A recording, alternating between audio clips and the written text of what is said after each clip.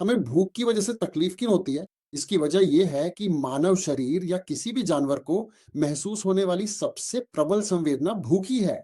आप जानते हैं, हम भूख के लिए जीते हैं।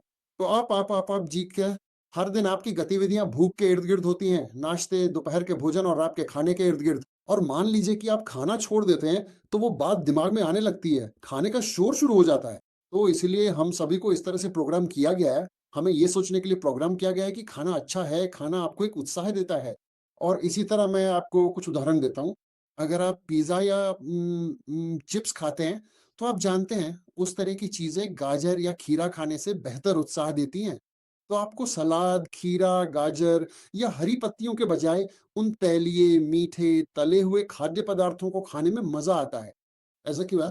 ऐसा इसलिए है क्योंकि हमें इसी तरह प्रोग्राम किया गया है। हमें ये सोचने के लिए प्रोग्राम किया गया है कि यदि आप वो भोजन खाते हैं, जो तैलीय, तला हुआ, मीठा भोजन है, तो आप अधिक समय तक जीवित रहेंगे। लेकिन अगर आप गायों की तरह सिर्फ़ घास खाते हैं या गाजर, खीरा, हरी पत्तियों जैसी चीज़ें खाते हैं, तो शायद आप ज़्यादा समय तक जीवित ना रहें।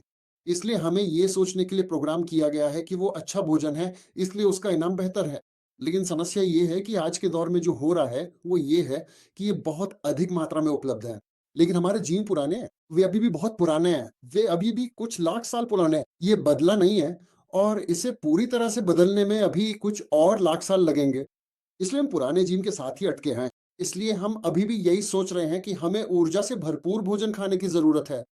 हमें जीवित रहना है क्योंकि एक दिन अकाल पड़ेगा और हम सब फँस जाएँगे, इसलिए ये भोजन का भंडारण होगा।